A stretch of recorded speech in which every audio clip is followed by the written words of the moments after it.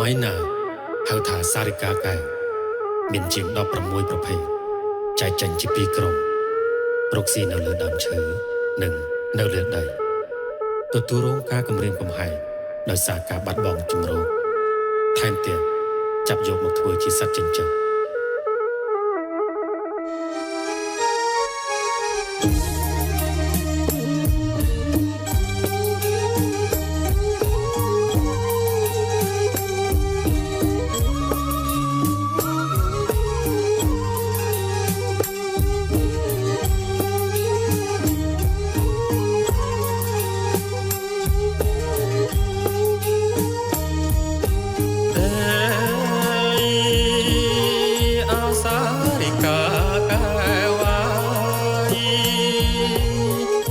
សារិកាកែវដាច់ឡាយអ្នកមកទុំអើយតាំងពី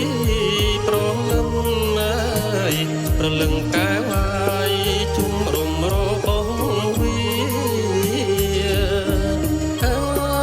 យរបស់វា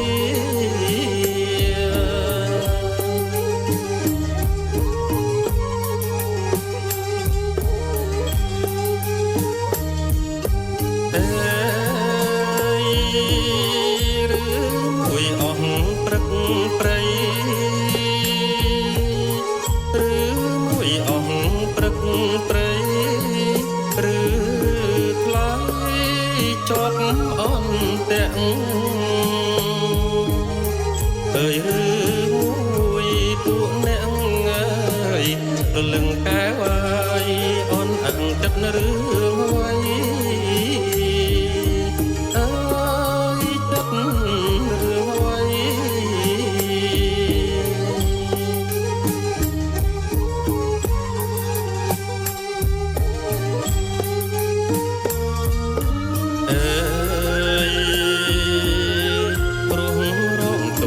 ក្នុងទ្រង់ព្រោះរងទុកក្នុងទ្រង់គុំទាំងយប់ថ្ងៃតែពេលណាមានសេរីរលឹងកែវជួបថ្លៃកុំពូលស្នេហ៍អើយកុំពូលស្នេហ៍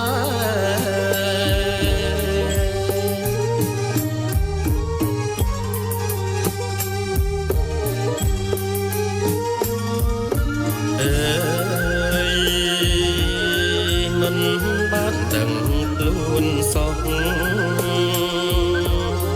មិនបានដឹងខ្លួនសោះថាមនុស្សមកបែកបាយបំបែកពួកយើងឥតឡើយរលឹងកែវប្រន់ប្រាំងពីគ្រួសារ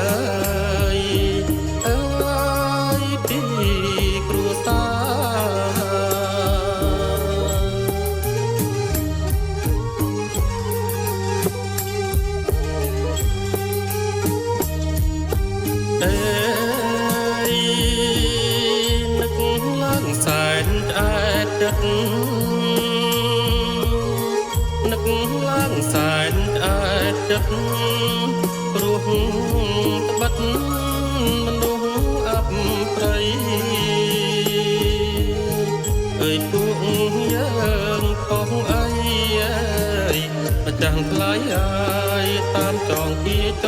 ងកម្មចងកម្ម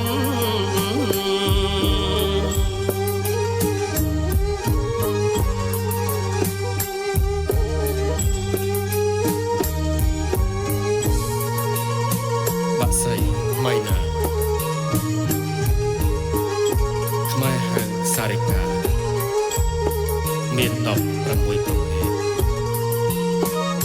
ស្ដាប់ចម្រៀងចប់សូមរៀបសំពីបាក់សៃថេទាំងអស់នេះផង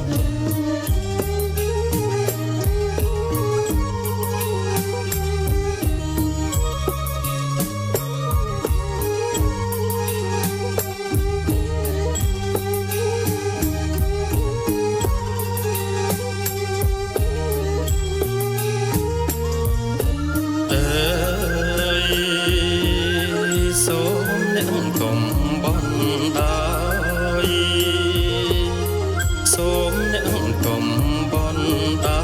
យឲ្យខ្ញុំអស់ពីព្រៃខ្ញុំចង់សុខណាស់ម្ចាស់ផ្លែ